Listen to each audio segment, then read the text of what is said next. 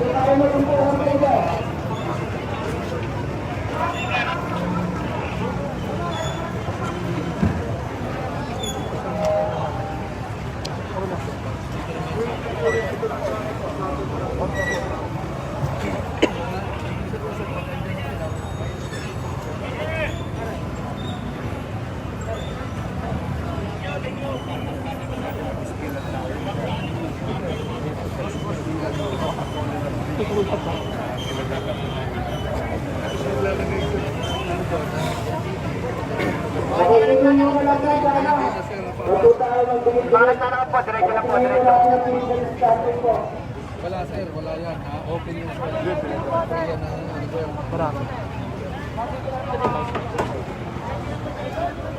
Sige na po, sir. Diretso na po. Bawal po tayo dyan. Diretso na po. Diretso na po gagawin.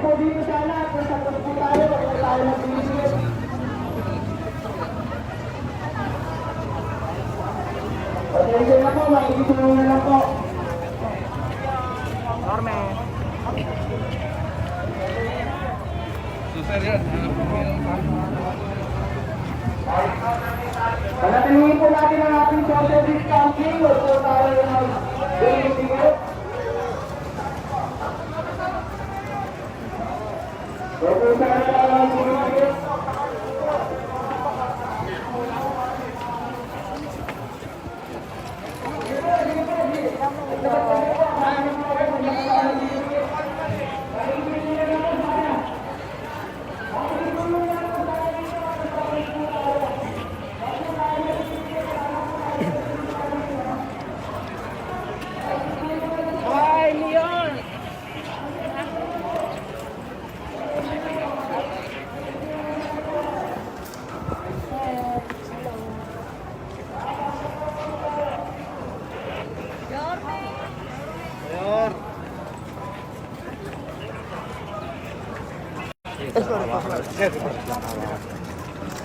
Sorry.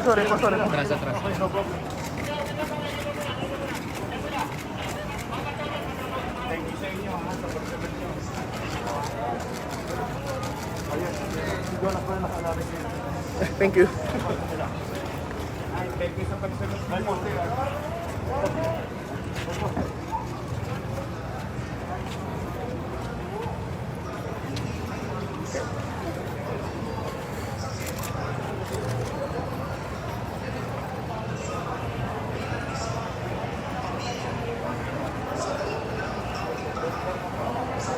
Atras. Tabi na, tabi na, tabi na. Boss, tabi na, tabi na, tabi na, tabi na, tabi, tabi. Tabi, tabi, boss. Boss, tabi, tabi, tabi.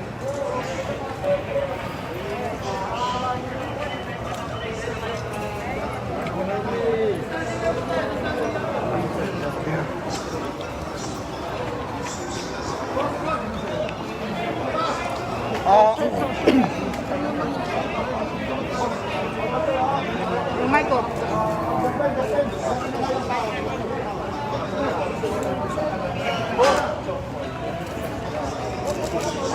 Ganun tayo.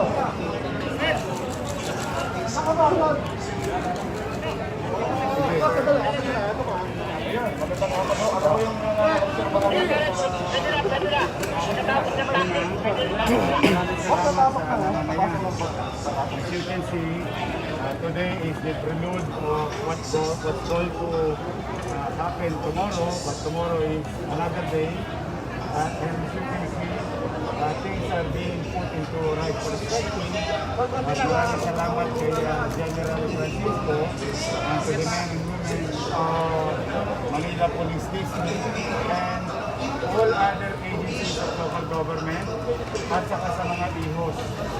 Kasi kasama dito ngayon sa implementation, as much as possible, yung ma-practice yung physical distancing, orderly manner of devotees who will attend the mass and finish, and another set of devotees who will come in and out of the church and all other areas that can be made available na maka-attend sila ng mass.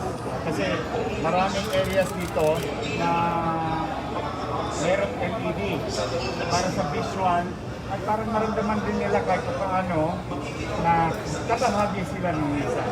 But still, muli nananawagan ako, hanggat maaari, please stay home.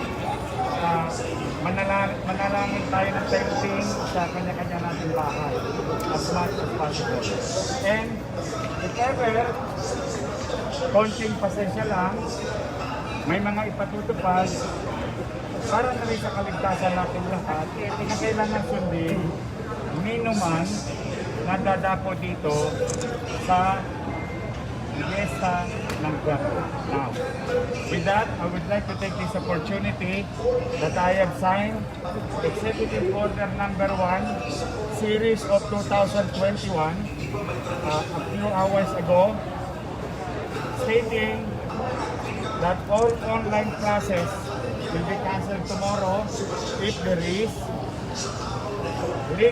selling of liquor is prohibited and strict implementation of Ordinance Number 5555, yung pag-iinom sa kalsada. So gusto kong manawagan na may bagong panawagan, bagong ipatutupad under Executive Order Number 1 Series of 2021. Liquor ban at may print na pagpapatupad ng Ordinance 5555 sa araw mismo ng kapistahan. And online classes, because there will be challenging situation that connectivity might have some adjustment in the area. So, para sa pangkalahatan na lang, walang online classes tomorrow. Bukas puputulin niyo yung cellphone signal. Puputulin niyo yung cellphone signal tomorrow. We'll do something about it. Para lang malinaw kasi sir, di ba yung Okay. iba, Hanggat maaari. ang clarification ko, Mayor, is because some of them will be watching online through their cell phones. So, Okay. paano Kung yung nandito ano? sila sa area, no, meron kaming kapalit na ibibigay na access visually, which is yung mga LED. No? So they can access visually what is happening inside the church. Dito, sa labas, they might have some challenges to access their regular cell phone calls and texts. I would suggest there is some connectivity online na available. Gamitin nila yung kanilang mga messaging app using internet kung merong available. But I would suggest na i-advise na nila yung kanilang mga pamilya na kung nasaan sila, and rest assured that there are other means of communication will be made available to the general public through the help of Manila Police District Station in choke points in the areas, within the areas and surrounding areas. It's not total cutting of the cell phone signal. Merong internet signal ano yun? Basta ang payo namin, hanggat maaari, nabisuhan nyo na yung inyong mga mahal sa buhay kung nasaan kayo, anong sitwasyon nyo, as early as possible. Anong oras po kayo mag-start ito? Well, basta mahirap pa sila mag-connect. Ayun na lang siguro masasabi. Basta mahirap pa sila mag-connect nowadays. In the coming hours, including you guys, you have to inform your guests or kasi baka lang ayoko naman kayo ma-surprise. There will be things that are needs to be done, and of course nga pala, no, isa pa pala, huwag kayo magdala ng bisikleta, huwag kayo magdala ng sasakyan, huwag kayo magdala ng motor, at ipapasok nyo sa concerned radius from the church. It will be apprehended, including you, unless the media vehicles are registered and reported before the office of the Manila Police District. Kaya nakikisuyo kami sa inyo, sa mga media. You're welcome here. You can station here. Makisuyo lamang. Ipaalam nyo plate number, body number ng inyong mga sasakyan sa Manila Police District as early as possible. Because including government vehicles like city government will be told if it is unauthorized to be in the vicinity. Ngayon yung liquor ban, para lang klaro, anong oras magsisimula at buong araw ba yun bukas? Buong fiesta. Is starting tonight. Yes. Until, Kaya, pinag-iusapan ko, huwag kayo magtitinda ng alak. Baka mag-cancel lang yung mga business permit. Eh lang naman saglit na panahon lang. No? At tapos, huwag mag-iinom sa kalsada. Sa batas, bawal yun, yung Ordinance 5555. Mayor, yung pagkakakuha ng signal, may kinalaman ito kayo magbanta. These are basic protocol. Basic safety protocol. Wala itong kinalaman doon sa banta ng anumang kabuluhan. Kaya awan Diyos. Sana nga. But, you know, things are in place. Programs and policies are in place. Headed by General Francisco. And we're hoping walang untoward incident. But I do believe in the leadership of General Francisco that he will do what is necessary in preparation and during and in any eventuality. Kaya ano assessment sa mga nadaanan kayo dito, kamusta yung response? Maganda, nakakatuwa. Kaya nga kanina inuuna ko lang. Pinagpapasalamat ko sa tao na sila'y nagpupusang sumusunod. Sana manatili. Ito naman para sa kaligtasan. Yes.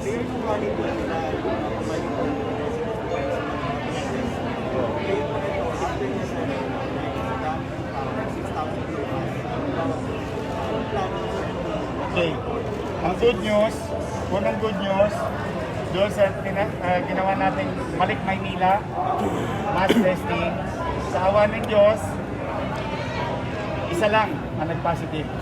At salamat at natagpuan natin sila sa lalong madaling panahon at nabigyan ng enough and proper medical attention. But generally, negative. So, we might do the same after Fiesta ng Quiapo, after Fiesta ng Santo Niño. So, we will continue to pursue swab testing, and it's going to be made available free and accessible. Yun, ano pa rin kami, nandun pa rin kami sa conservative approach ng implementation. So yung balik Manila, ano po yung curfew natin? Yes. Yung mga people na nakakita. Eh, basta po may curfew, so patutupad po yun, basta sa payo namin hanggat maaari, sumunod na lang sa alitin po. Yun lang naman ang pakiusap ko. Are we going to arrest violators of course. health protocols? And all other things. Paano ang mangyayari? Kasi, syempre, ang gusto natin dito, banal. Pero, paano nakita natin? We are certain about our rules as much as possible. Gusto ko nga kusang pagsunod, but those or some individuals who will try, rest assured that Colonel Giagi as a station commander of the area and General Francisco as MPD director is fully aware of the policy of the City of Manila to implement ordinances, our own laws in the city, and IATF's rules and regulations. And we don't want that as much as possible. That's why ang lagi kong panawagan, magpusa. At natutuwa nga ako kanina, nakita ninyo pagdating ko, nakita natin yung mga utaw, talagang sila na rin, kasi mas maganda yun. But, in a given situation, with regard to your question, yes, we will. Arrest. Kasi diba, we are trying, all these health protocols are being followed. I'm sorry All these health protocols are being followed to make sure na hindi po tayo mahahawa ng COVID. Kung ikukulong sila, aawat po sa punto na ikukulong sila, or I understand there's going to be a bus na i-deploy from BFP No, we where will they will put be, them in a proper place. sorry. Well, one is quarantine facility. That's one. We have enough quarantine facility. As much as possible, we will treat them humanely. Yung, alam mo yung, gusto mo magpatupad, gusto mo maging maigpit, pero gusto mo may malasakit, yung compassion, we will try to, as much as possible, understand. But, baka katulad ng pangamba mo na may ilang individual, pagka-grade naman yung pag-disregard, then proper laws will be implemented, and they have to face the music or the consequences of their action. May clarify with General Francisco kasi meron po kayo ata sinabi na meron daw i-deploy na Bureau of Fire Protection bus para doon ilalagay ang mga pansamantalang na-apprehend. Meron po ba Yes, ito? meron kaming BGMP bus at naka-standby lang yun. In case lang na may mga very flagrant violation before go to our station. So, ayun, temporary doon sila mag-detain, then i-shuttle back siya sa aming network. Pero dadalhin pa rin po sa presinto? Yes, violation of violation of laws. They need to be things should be done within the boundaries of yung kailangan gawin ng less po. Pero siyempre ako, alam mo, hirap na buhay ng tao. Umaasa na lang ang tao sa kaloob ng Diyos. But at the same manner, we want to be very practical with the situation. There is still more or less 2,000 plus active cases in Metro Manila. There is about 261 as of 12 o'clock this afternoon active cases in the city of Manila. All we need, Maris, is one super spreader. All we need is one. So kaya gusto natin matupad ng tao yung kanilang debosyon. gusto natin patuloy na mag-fiesta o magdiwang ng fiesta. But at the same manner, we can adjust.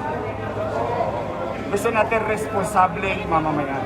Yan ang iniikayat natin sa mga taga-lungsod ng Maynila at yung mga taong dadako sa lungsod ng Maynila. Siguro kay General Francisco ulit, meron bang monitored threats po bukas during the Ongoing pa rin at hindi namin yan isinasantabi. Thank you po. Thank you po kayo.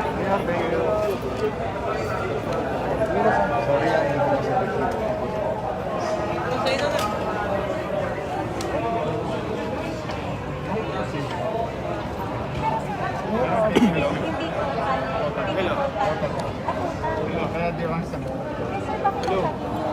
Baka may deferment connection. hindi, kasi baka may wala. Di ba, landed call lang. Di ba pwede mo gamitin mga apps, messages. Pero yung GSM,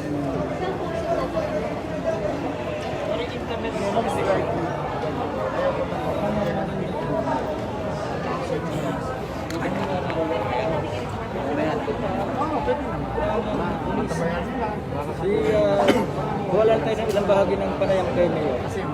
yan yung page ni Mayor, sir. Kung may mga internet, Yes. Magkakaroon kasi ng Christian ng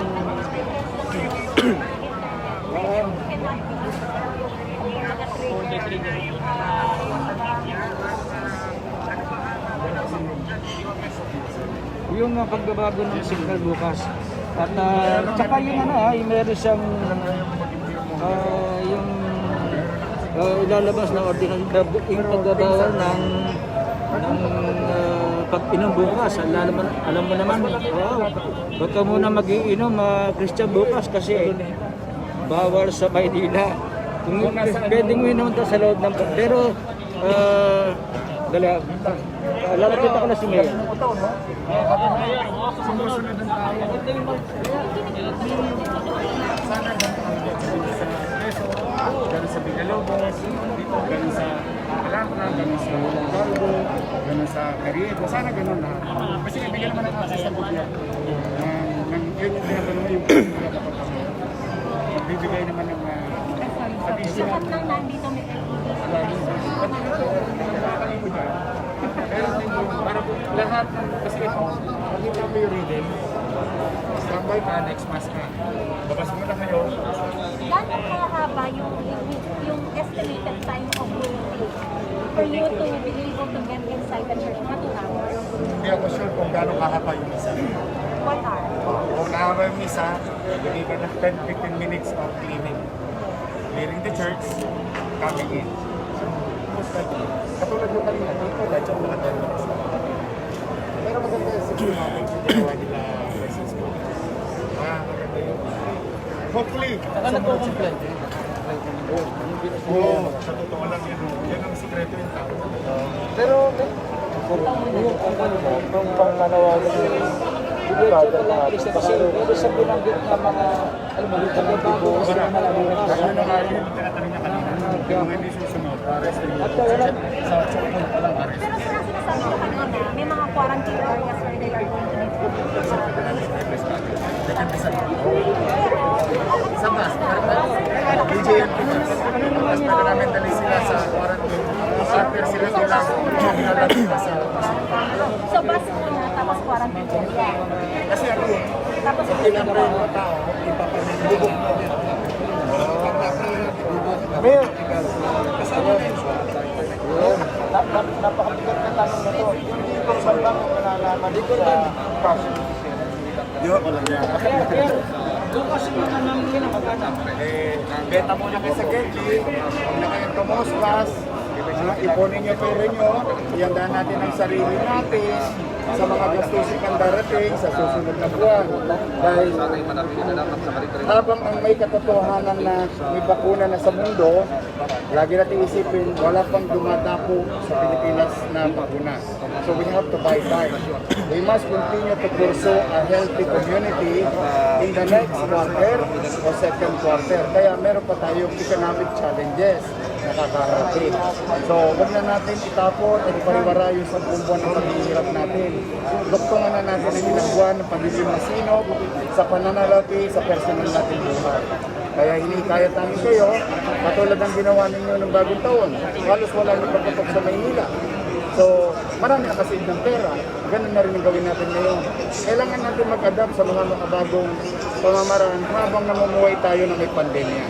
Pero rest assured that your city, in our own little way, the moment na magkaroon ng bakuna, i-implement natin ito agad at libre makukuha ng tao with the help of the national government.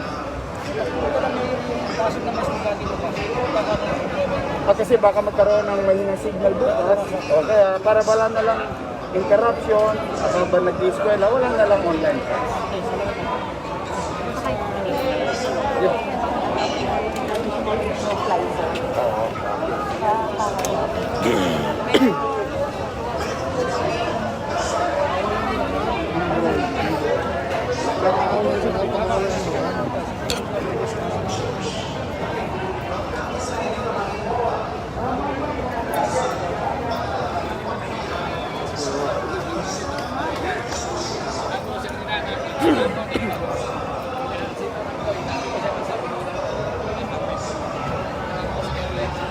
So narito po tayo ngayon sa Quiapo Church kung saan may physically distanced mass.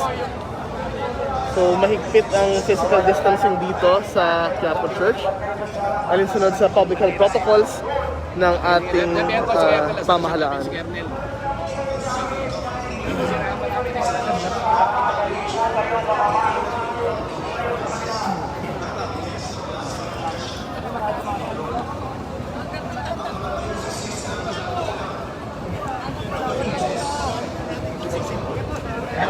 Hi Father, live tayo ngayon sa page ni Mayor. Live tayo ngayon sa page ni Mayor. Ikot-ikot lang po.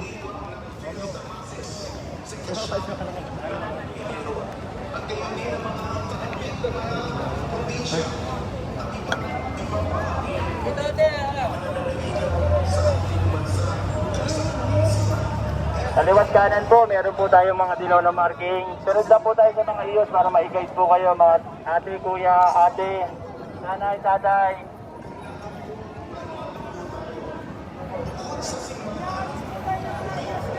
Sunod na, wag na po tayo naman po na yun.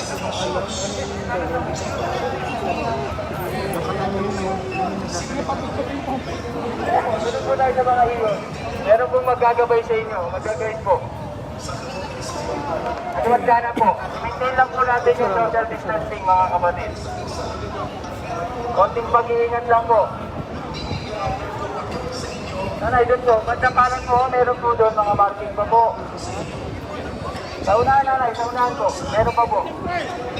Dito pa ba? Sa unahan po, meron pa po.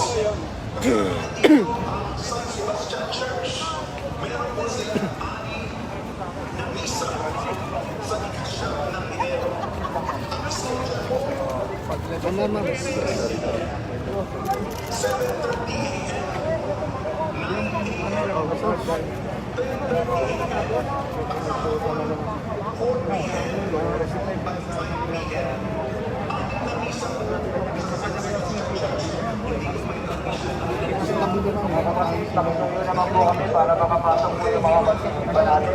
Good. Yan, dyan sa likod. Saan dito na?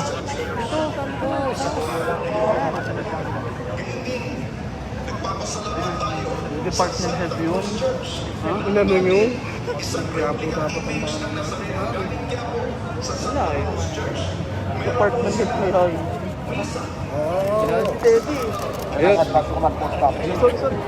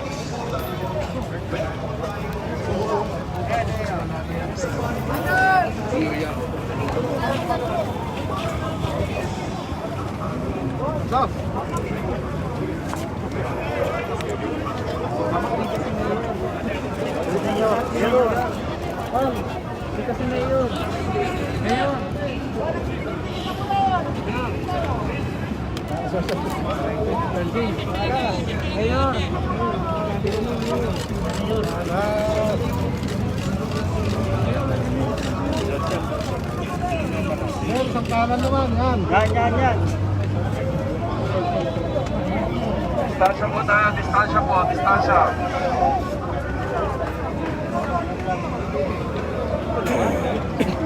Distansya po tayo, distansya.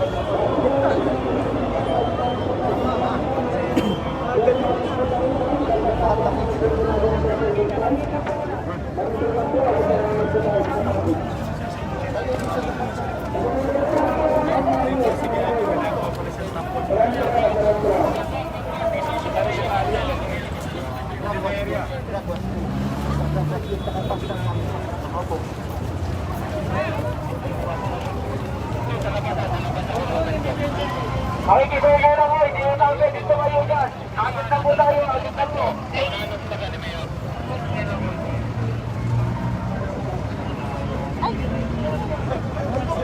Maraming salamat po.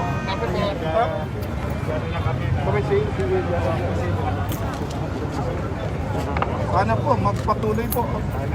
Kausap ko po kahapon at kanina po ang DOH po. Mayor, ama ng Maynila. Mayor, sa ating paghahanda para sa ating transaksyon 2021. Kasi bulubay, sa traffic natin, sa traffic. Si Yorme, Ito yung mga tao sa maintain social distance. Kasi bulubay dito, Mercury Drug detail. Na tayo magmahal sa Panginoon mula sa ating tahanan. Stay at home, yan ang pinaka mainam. Tapos naman, kung magsisimba kayo sa parokya nyo, meron pong fiesta mas ng Nazareno doon. May limitasyon lang para dito. Yorme, kahapon nakiusap po ako sa buong distrito ng Quiapo, yung mga barangay, basic iglesia community, magsimba po sila, lahat sila sa San Sebastian, nandun po yung Nazareno. Para doon na po sila.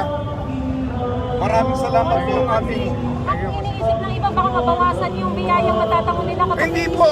lumapit na kay kay Nazareno Sa Biblia, meron pong insidente doon na kailangan bawakan yung damit niya.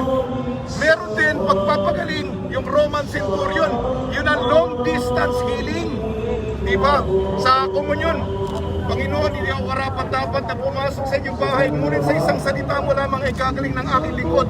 Malayong malayo ang kapangyarihan ng Diyos, long distance. gagaling yung papapuran. Eh ngayon sa kasong pandemya, long distance ang kapangyarihan. Hindi kailangan hawakan, malapitan, pwede rin long distance. Meron din social distancing na malayo. Mahilig. In-interview kasi namin lahat. Si Francine yun eh. Hindi, na-interview na po kami. Gusto po nila kasi makita pa rin kasi wala raw yung sakripisyo ni Cristo sa atin. Nagsasakripisyo din po sila para sa Ganyan, may bahag, tama yun. Pero may sinasabi din na ang kapangyarihan ng Diyos, malapit o malayo, makapangyarihan ng Panginoon, malapit na distansya at malayong distansya. Ngayon sa panahon ng pandemya, nakikiusap po kami, simbahan, pamahalan, at ang gobyerno, DOH na para hindi tayo magkasakit. Ayaw po namin na maging sanhi ng pagpapalaganap ng virus, bagamat bumababa na po. Magyayabang ko po. Yung kamay nilaan po, ay ba na? Yung mga latest po, wala po sa top 5. Top 5 ha? Malaking populasyon ng Maynila. Pero bumababa po yung kaso. Sa distrito ng Quiapo, yung huli po may 1. Pero yung mga 2 previous na ulat ng Manila Public Information Office, 0 active cases. Tumigil tayo, mahirap yun. Hangaan natin yun. Pabor ba yan na biyaya? Mayaya. Sa Pilipinas, kanina rin, sa Pilipinas din kanina, kasi dinala po namin sa Manila City ang Nazareno, dinala rin natin ang Nazareno sa San Lazaro. Pagamat kami may iba't ibang perspektibo, ang paghahanga namin sa kagitingan ng mga pinag-alay ng buhay, yung mga medical frontliner natin at saka sa Manila LGU. Nagpapasalamat po kami sa kagitingan, sa kasipagan. Malaki po nawala natin, kaya masasalamat na Nazareno yun. Kaya yan, sige na tayo. Maraming God first, God first muna kami. God first muna tayo.